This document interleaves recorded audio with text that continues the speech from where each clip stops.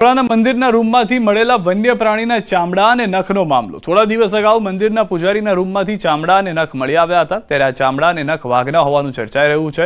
બીજી તરફ આ ચામડા અને નખ પ્રાથમિક દ્રષ્ટિએ નકલી હોવાનું વન વિભાગના ડીએફઓ અભયસિંહ જણાવી રહ્યા છે। જોકે તેની સચોટ પુષ્ટિ કરવા માટે સેમ્પલ હૈદરાબાદ એફએસએલમાં મોકલવામાં આવ્યા છે। આ રિપોર્ટ આવતા અંદાજે 3 થી 4 મહિનાનો સમય લાગશે। ત્યારબાદ જ આ ચામડા અને નખ અસલી વાઘના છે કે નકલી તેની સ્પષ્ટતા થશે। હાલમાં વન વિભાગ આ વસ્તુઓ ક્યાંથી આવી એ दिशा में વધુ તપાસ કરી રહ્યું છે।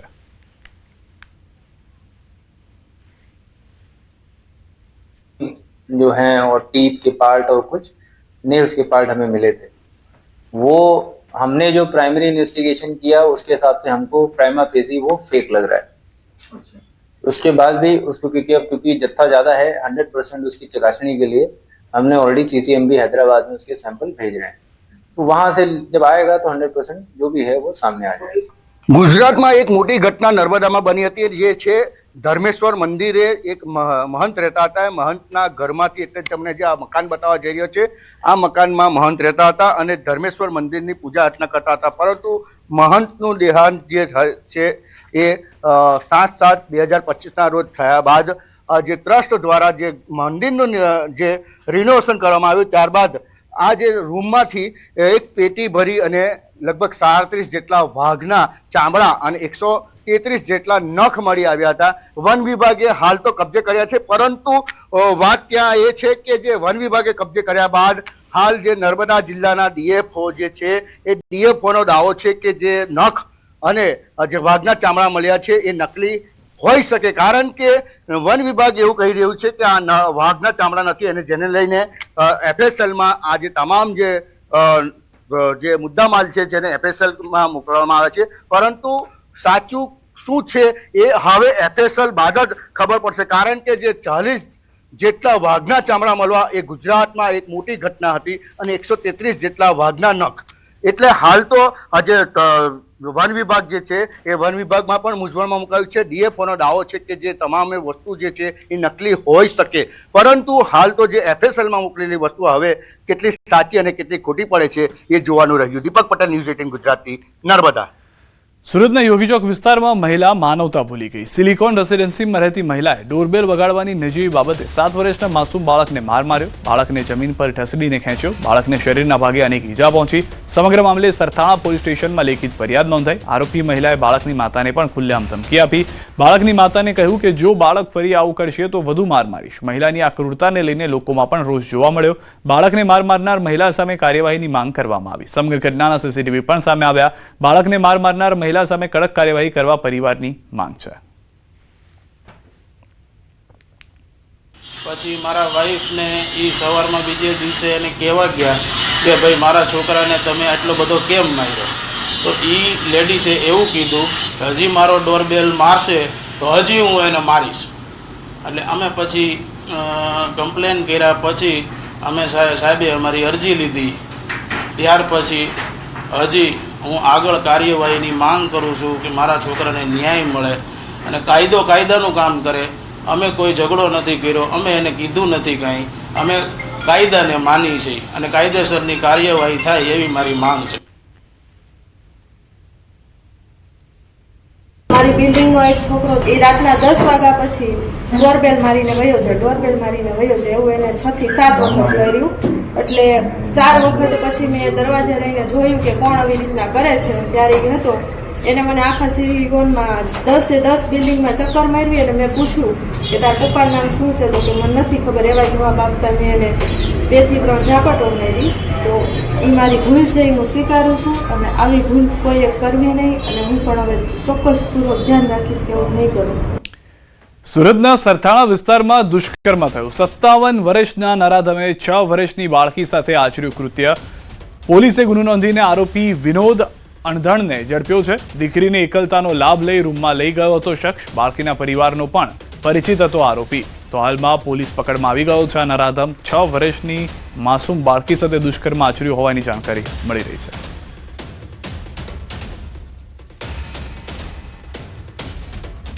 સુરતના રાંદેરમાં રહેતા મહિલા નાયબ મામલતદારના આપઘાતનો મામલો। હિનિશા પટેલે સવારે પોતાના બેડરૂમમાં ગળે દુપટ્ટો ખાધો અને ગળે ફાંસો ખાઈ લીધો હતો। પતિ સવારે 10 વાગે ઓલપાડ પ્રાંત કચેરી જવા નીકળ્યા હતા તો પત્ની હિનિશા પણ રૂમમાં તૈયાર થવા ગઈ હતી, પરંતુ લાંબા સમય સુધી હિનિશા બહાર ન આવતા નોકરાણીએ દરવાજો ખટખટાવ્યો, જેથી પતિએ તપાસ કરતા પત્ની આપઘાત કરેલી હાલતમાં જોવા મળી. સમગ્ર મામલે પોલીસને જાણ કરતા પોલીસે પણ મૃતદેહને પોસ્ટમોર્ટમ માટે મોકલી આગળની કાર્યવાહી હાથ ધરી. જોકે આપઘાત પાછળનું હજુ ચોક્કસ કારણ પોલીસને જાણવા નથી મળ્યું. હિનિશાબેન અને કેતનભાઈ બંને જણા નાયબ મામલાદાર તરીકે પ્રાંત કચેરી ઓલપાડ ખાતે ફરજ બજાવે છે. આજરોજ સવારના 10 વાગ્યાના સુમારે મરણ જનાર હિનિશાબેન પોતાના પતિ નીચેના રૂમમાં હતા ત્યારે હું કપડાં બદલીને આવું છું તેમ કહીને બેડરૂમમાં ગયેલા. તે બાદ થોડી વાર પછી તેઓની કામવાળી બાઈ આવતા કામવાળી બાઈએ બેડરૂમનો દરવાજો ખખડાવેલો. બેડરૂમનો દરવાજો નહીં ખોલતા તેણીએ તુરંત જ કેતનભાઈને જાણ કરેલી. તેઓએ પણ દરવાજો ખખડાવતા નહીં ખોલતા પછી દરવાજો તોડીને ખોલવામાં આવેલો અને જોયેલું તો હિનિશાબેન નાઓ પંખાની સાથે ફાંસો ખાધેલી હાલતમાં મળી આવેલ હતા. વાપી શાકભાજી માર્કેટમાં 2 દિવસ અગાઉ થયેલી મારામારી મામલે પોલીસે એક આરોપીની ધરપકડ કરી છે. દાદાગીરી કરનાર આરોપીને ઘટના સ્થળે લઈ જઈ રિકન્સ્ટ્રક્શન કરાવ્યું.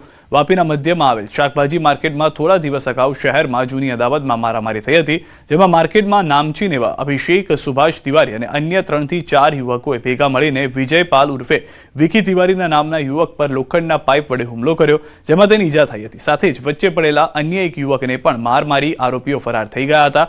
આ સમગ્ર ઘટના સીસીટીવી અને મોબાઈલ કેમેરામાં કેદ થઈ ગઈ. અસામાજિક તત્વોની દાદાગીરીનો વિડીયો વાયરલ થતા પોલીસે આરોપીને શોધી ગણતરીની સમયમાં જ પોલીસે અભિષેક સુભાષ તિવારીની ધરપકડ કરી. આ કિસ્સામાં 6 આરોપીઓ વોન્ટેડ છે, તેમની પણ પોલીસ શોધખોળ કરી રહી છે.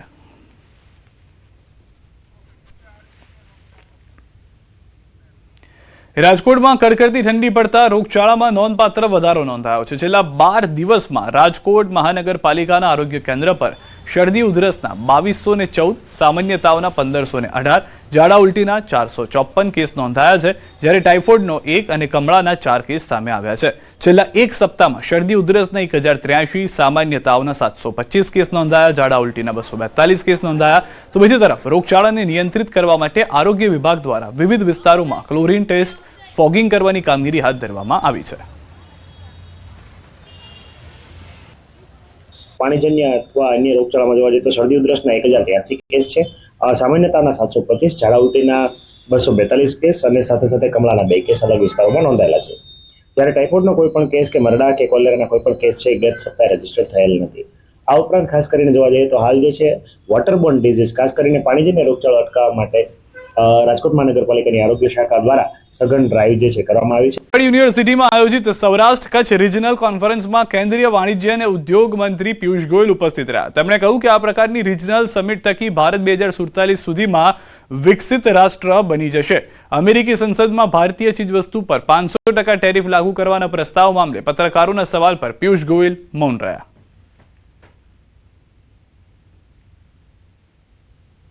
ये पहली बार है कि देश के कोई भी राज्य में इस प्रकार की रीजनल कॉन्फ्रेंसेस हुई हैं और मुझे पूरा विश्वास है कि ये जो स्पर्धा इस प्रकार की रीजनल कॉन्फ्रेंस से बनेगी, जो नए आइडियाज आएंगे, जो नया इंफ्रास्ट्रक्चर डेवलप होगा. શ્રી નરેન્દ્ર મોદીનો આજે ગુજરાત પ્રવાસનો 3જો દિવસ અને પીએમ મોદી અમદાવાદના ગાંધી આશ્રમ ખાતે પહોંચ્યા હતા. અહીં રાજ્યના મુખ્યમંત્રી ભૂપેન્દ્ર પટેલ પણ ઉપસ્થિત રહ્યા. પીએમ મોદી સાથે આજે જર્મન ચાન્સેલર ફ્રેડરિક મર્ચ પણ ગાંધી આશ્રમ પહોંચ્યા હતા. પીએમ મોદીએ મુખ્યમંત્રી ભૂપેન્દ્ર પટેલની ઉપસ્થિતિમાં ગાંધી આશ્રમના રીડેવલપમેન્ટની પ્રવૃત્તિઓની સમીક્ષા કરી હતી. અહીં ગાંધી આશ્રમના રીડેવલપમેન્ટ અંગે કરશે બેઠક. આ ગાંધી આશ્રમની મુલાકાતમાં જર્મન ચાન્સેલર ફ્રેડરિક મર્ચ પણ જોડાયા હતા.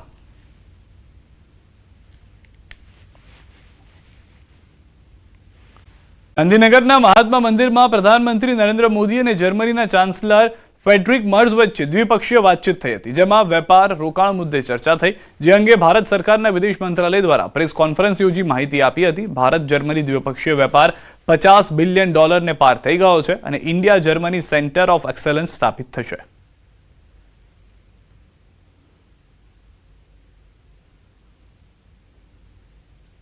In this context, he laid particular emphasis on Germany's very strong support for the early conclusion of the India-EU FTA. ફરી આ મુદ્દે વિદેશ સચિવનું નિવેદન. આ એક સંવેદનશીલ વિષય છે. ઘણા સમયથી જર્મન સરકાર સાથે વાતચીત થાય છે. જર્મન સરકાર સાથે ભારત પ્રતિબદ્ધ છે.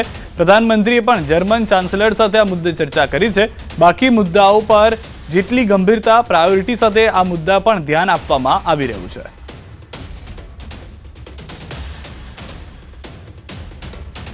हम जर्मन सरकार के साथ प्रतिबद्ध हैं इसको पूरी तरह से और हर स्टेज पे इसके बारे में बात करने का. और हाँ, प्रधानमंत्री जी ने भी इसके बारे में चांसलर मर्ज से इस चीज़ का जिक्र किया. तो हम इसके साथ इस इशू को लेके जर्मन सरकार के साथ इसको फॉलो अप करते रहेंगे और हमेशा हर कदम पे हम परिवार के साथ रहेंगे. યુનિવર્સિટીની આર્ટ્સ ફેકલ્ટી કેન્ટીનની ઘટના. એક વિદ્યાર્થી પર અન્ય વિદ્યાર્થીઓએ બેલ્ટથી હુમલો કર્યો હતો. હુમલાખોર વિદ્યાર્થીએ અપશબ્દો બોલી બેલ્ટથી માર માર્યો. અન્ય વિદ્યાર્થીઓમાં પણ થઈ ભાગદોડ. સિક્યુરિટી ગાર્ડ મુખ પ્રેક્ષક બન્યા. કેન્ટીન બહાર અસામાજિક તત્વોનો જમાવડો. સાંજના સમયે આર્ટ્સ કેન્ટીન બહાર જમાવી દે છે અડિંગો. આર્ટ્સ ફેકલ્ટીની કેન્ટીન હંમેશા રહી છે વિવાદોના ઘેરામાં. તો વડોદરાના આર્ટ્સ કેન્ટીન બહારના લુખ્ખા તત્વોના ડીંગાને લઈને આ સમાચાર જે આપ જોઈ રહ્યા છો. કેન્ટીન બહાર અસામાજિક તત્વોનો જમાવડો અને ત્યારબાદ મારામારી જેવી ઘટના પણ જોવા મળી રહી છે. વધુ માહિતી ન્યૂઝ 18 સંવાદદાતા હાર્દિક પાસેથી મેળવીશું. હાર્દિક, સમગ્ર ઘટના શું ઘટી છે, શું જાણકારી છે આ વિડીયોને લઈને? બિલકુલ સિદ્ધાર્થ, સમગ્ર મામલે વાત કરવામાં આવે તો વડોદરાની વિશ્વવિખ્યાત MS યુનિવર્સિટી જે છે તે અત્યારે અખાડો બની ગઈ હોય त्या પ્રકારની સ્થિતિ જે છે તે સર્જાય છે. અત્યારે આપણે દર્શકોને જે વિડીયો બતાવી રહ્યા છે તે મારામારીનો વિડીયો છે અને દ્રશ્યોમાં જોઈ શકાય છે કે એક વિદ્યાર્થી જે છે તે પોતાના બેલ્ટ વડે બીજા વિદ્યાર્થી પર હુમલો કરી રહ્યો છે. આ જે ઝઘડો થયો હતો એનું મૂળ કારણ જે છે તે હજી સુધી સામે આવ્યું નથી, પરંતુ આ જે મારામારીની ઘટના છે તેનો વિડીયો અન્ય વિદ્યાર્થીઓ જે છે તે પોતાના મોબાઈલના કેમેરામાં કંડાર્યો હતો અને આ વિડીયો જે છે અત્યારે સોશિયલ મીડિયામાં ખૂબ જ ઝડપથી વાયરલ થઈ રહ્યો છે. સિક્યુરિટી ગાર્ડની વાત કરીએ તો MS યુનિવર્સિટી દ્વારા સિક્યુરિટી પાછળ કરોડો રૂપિયાનો ખર્ચ જે છે તે કરવામાં આવે છે. ત્યારે આજે ઘટના બની ત્યારે સિક્યુરિટી જવાનો ત્યાં હાજર હતા, પરંતુ સિક્યુરિટી જવાનો જે છે તે મૂર્ખ પ્રેક્ષક બનીને આખો જે તમાશો છે તે જોઈ રહ્યા હતા. ત્યારે આ વિડીયો વાયરલ થયા બાદ હવે યુનિવર્સિટીના સત્તાધીશો કયા પ્રકારની કાર્યવાહી કરે છે તે જોઈ રહ્યું. સિદ્ધાર્થ, આભાર સમગ્ર માહિતી બદલ. તો હાલમાં જે રીતના દ્રશ્યો જોવા મળી રહ્યા છે, સવાલ ઉભા કરી રહ્યા છે કે શિક્ષણના દાનમાં આ લુખ્ખાગીરી, દાદાગીરી કેમની સાંખી લેવામાં આવે છે? કડકડતી ઠંડીના પ્રકોપ યથાવત છે. સતત ઘટી રહેલા તાપમાનને કારણે સમગ્ર ઘાટીમાં બરફની ચાદર છવાઈ ગઈ છે. આ કાતિલ ઠંડીની સીધી અસર હવે પાણી પુરવઠા પર જોવા મળી રહી છે. તાપમાન શૂન્યથી ઘણું નીચે જતું રહેતા પાણીની મુખ્ય પાઇપલાઇનમાં પાણી જામી ગયું છે. કડકડતી ઠંડીને કારણે વહેલી સવારે ઘરો સુધી પાણી પહોંચતું નથી. સ્થાનિક લોકોએ પીવાના પાણી માટે બરફ ઓગાળવો પડે તેવી સ્થિતિ સર્જાઈ છે. कश्मीर घाटी में इन दिनों कड़ाके की ठंड है. दरअसल चलाई कलान का मौसम चल रहा है. चलाई कलान 40 दिनों का होता है. 21 दिसंबर से चलाई कलान का मौसम शुरू हो जाता है. चलाई कलान के दौरान पानी जम जाता है, जो नदी नाले हैं वो फ्रीज हो जाते हैं और आप देख सकते हैं किस तरीके से वाटर पाइप्स के इर्द गिर्द यहां पे सब कुछ जम गया है. तो यह है आजकल कश्मीर में सर्दी का हाल. आप देख सकते हैं कि किस तरीके से वाटर पाइप्स के इर्द गिर्द सब कुछ फ्रीज हुआ है. पानी पाइप्स में जम जाता है, घरों तक नल का पानी नहीं पहुंच पा रहा है. हर जगह लगता है जैसे कांच बने हुए हैं. यहां पे इतनी सर्दी है और पारा लगातार गिर रहा है. श्रीनगर में रात का दर्जे हरारत जो है -6 डिग्री सेल्सियस तक पहुंच गया, जबकि गुलमर्ग एरिया में करीब -10 डिग्री सेल्सियस तक पारा गिर गया है. और लगातार इस तरीके के मंजर कश्मीर में देखने को मिल रहे हैं. पानी की पाइप्स लगातार फ्रीज हो रही हैं और नल का पानी घरों तक नहीं पहुंच पा रहा है, खासतौर से सुबह के टाइम, क्योंकि रात भर दर्जे हरारत जो तापमान है वो बहुत ज्यादा गिर जाता है और उसकी वजह से सारे नल जो हैं वो जम जाते हैं. और ये आप देख सकते हैं कई जगहों पे जो डिपार्टमेंट है वो छेद करते हैं पानी की पाइप्स को, ताकि पानी की रवानी जो है वो बरकरार रहे. लेकिन जहां पर भी पानी की पाइप्स में छेद किए जाते हैं उसके इर्द गिर्द आप देख सकते हैं कि किस तरीके से कोहरा लग जाता है. ये पानी की पाइप्स, इसकी वजह से भी इर्द गिर्द जो है पानी की मूवमेंट रुक जाती है, क्योंकि जब ये सब कुछ फ्रीज हो जाता है तो पानी जो पाइप्स के अंदर होता है वो रुक जाता है. तो फिलहाल लगातार लोगों को इस तरीके की दिक्कतों का सामना करना पड़ सकता है, क्योंकि मौसम विभाग का कहना है कि आने वाले कुछ दिनों में सर्दी में और इजाफा हो सकता है। तो यह है इस वक्त कश्मीर घाटी का हाल। કાતિલ ઠંડી અને શીતલહેરનો પ્રકોપ યથાવત છે। આબુના સૌથી ઊંચા ગુરુ શિખરનું તાપમાન ગગડીને -3 ડિગ્રી પર પહોંચી ગયું છે। હાડ થીજવતી ઠંડીના કારણે ગાડીઓ પર બરફની ચાદર છવાઈ ગઈ છે। હાલમાં છેલ્લા 5 દિવસથી તાપમાનમાં સતત વધારો થતા જનજીવન પ્રભાવિત થયું છે। આ આહલાદક હવામાનનો આનંદ માણવા પ્રવાસીઓ મોટી સંખ્યામાં ઉમટી પડ્યા છે। તો દ્રશ્યોમાં પણ આપ જોઈ રહ્યા છો માઉન્ટ આબુના દ્રશ્યો છે, જે ફ્રોઝન જેવી પરિસ્થિતિ છે તેનું નિર્માણ થયું છે। લેન્ડ ફ્રોઝનની આ પરિસ્થિતિના દ્રશ્યો આપ જો। માઉન્ટ આબુમાં જે કાતિલ ઠંડી જે છે તે યથાવત છે ને લોકો વધુ અત્યારના માઉન્ટ આબુ તરફ જઈ રહ્યા છે, જેથી તેઓ આ ઠંડીની મજા માણી શકે। મોટાભાગના વિસ્તારો એવા છે કે જ્યાં આગળ પાણીમાંથી સીધા સીધા બરફ જ નીકળી રહ્યા છે। કેટલાક વિસ્તારોની અંદર ખેતરોની અંદર આ રીતની પરિસ્થિતિ પણ જોવા મળી છે। માટે સારા સમાચાર। ઉત્તરાયણમાં પવનને લઈને અંબાલાલનું અનુમાન છે। ઉત્તરાયણ પર પવનની ગતિ સારી રહેવાનું અનુમાન છે। સવારે 7 થી 11 સુધી પવનની ગતિ સારી રહેશે। મહેસાણા અમદાવાદમાં પવનની ગતિ 7 થી 9 કિલોમીટરની રહેશે। મહુવા ગાંધીધામ જામનગરમાં સારો પવન રહેશે। દરિયા કિનારે પવનની ગતિ 13 કિલોમીટર રહેવાનું અનુમાન છે। સુરતમાં આંચકાના પવનની ગતિ 26 કિલોમીટરની આસપાસ રહેશે। પતંગ રસિયાઓ માટે પવનની ગતિ સાનુકૂળ રહેશે। 15 જાન્યુઆરીએ સવારમાં પવનની ગતિ ઓછી રહેશે। દિવસ દરમિયાન પવનની ગતિ વધઘટ થયા કરશે। પતંગ રસિયાઓ માટે પતંગ ચગાવવામાં કેવું પવન રહેશે તેની ગતિવિધિ જોવામાં આવતી હશે। તો ભિન્ન ભિન્ન ભાગોમાં આપણે પવનની ગતિવિધિ જોઈએ તો લગભગ પરોળીના ભાગમાં, અમદાવાદના ભાગોમાં લગભગ પરોળીએ 7 કિલોમીટર ક્યાંક 9 કિલોમીટરનો પવન રહેવાની શક્યતા છે। મહેસાણામાં પણ 9 કિલોમીટરથી 7 કિલોમીટર, પાલનપુરમાં 8 થી 7 કિલોમીટર, મહુવા, ભાવનગર, પોરબંદરમાં થોડો પવનની ગતિ થોડી વધારે રહેશે। ગાંધીધામમાં પવનની ગતિ વધારે રહેશે। જામનગરમાં પણ પવનની ગતિ લગભગ 9 કિલોમીટરની આસપાસમાં રહેવાની શક્યતા રહેશે। સવારે રાધનપુરમાં 9 કિલોમીટર આસપાસ, વિરંગામાં 10 કિલોમીટરની આસપાસ, દરિયા કિનારે 12 કિલોમીટરની આસપાસ, સુરતમાં 9 કિલોમીટરની આસપાસ રહેવાની શક્યતા રહેશે। સવારના ભાગમાં પવનની ગતિ 9 થી 7 કિલોમીટર રહેવાની શક્યતા રહેશે। બપોરે 10 વાગ્યાની આસપાસ 6 થી 7 કિલોમીટર મહદ ભાગોમાં, અને બપોરે 1 વાગે 6 થી 7 કિલોમીટર, અને સાંજે 4 વાગે 6 થી 7 કિલોમીટરની આસપાસ રહેવાની શક્યતા રહેશે।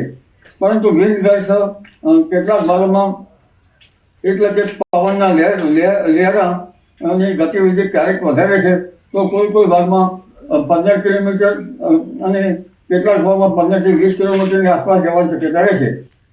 સામાન્ય રીતે પતંગ રસિયાઓ માટે પતંગ ચગાવવા માટે સમય સાનુકૂળ રહેશે, પરંતુ વચ્ચે પવનના લહેરા આવે ત્યારે ઢીલ મૂકવી પડે, એટલે એકંદરે આ ગતિ સારી રહેશે। તારીખ 15મી તારીખે પણ પવનની ગતિ સવારે ઓછી અને દિવસ દરમિયાન પણ ક્યારેક વધારે કે ક્યારેક ઓછી રહેવાની શક્યતા રહેશે। સિઝનમાં પહેલીવાર કાતિલ ઠંડીની સંભાવના વ્યક્ત કરવામાં આવી છે। હવામાન નિષ્ણાંત અત્રેય શેટ્ટીએ અંદાજ લગાવ્યો છે। એટલું જ નહીં, ગુજરાતમાં બરફ જામી જાય એવી ઠંડીની આગાહી કરવામાં આવી છે।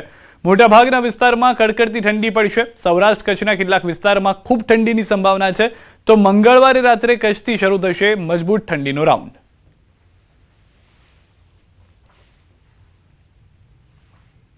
2-3 दिन में काफ़ी ज़्यादा संभावना है कि जो कच्छ के ग्रामीण इलाके हैं और कच्छ के कुछ इलाकों में लगभग 0 तक तापमान पहुंच सकता है, क्योंकि 3 डिग्री तक तो गिर चुका है और अभी फिर से और ठंड बढ़ने वाली है, तो 0 तक एक आध जगह पे तो ज़रूर पहुंच सकता है। और ज़्यादातर ये कच्छ में देखने मिलेगा, लेकिन हल्की सी संभावना भी है कि जो मोरबी और राजकोट के जो आसपास के इलाके हैं कच्छ के, वहाँ के कुछ जगहों में शायद 1 डिग्री या 2 डिग्री तक भी कुछ ग्रामीण इलाकों में पहुंच सकती है। તો આ તરફ પશ્ચિમ સૌરાષ્ટ્રમાં પણ કડકડતી ઠંડી પડવાનું અનુમાન લગાવ્યું છે અત્રેય શેટ્ટીએ। તેઓએ જણાવ્યું કે કચ્છમાં ગ્રામ્યમાં 0 સુધી પહોંચી શકે છે તાપમાન, તો કેટલીક જગ્યાએ જામી શકે છે ઝાકળના બિંદુ। એટલું જ નહીં, અનેક જિલ્લામાં 10 થી નીચે પહોંચી શકે છે તાપમાન, જ્યારે ગુરુવારે ચરમસીમા પર હશે ઠંડી।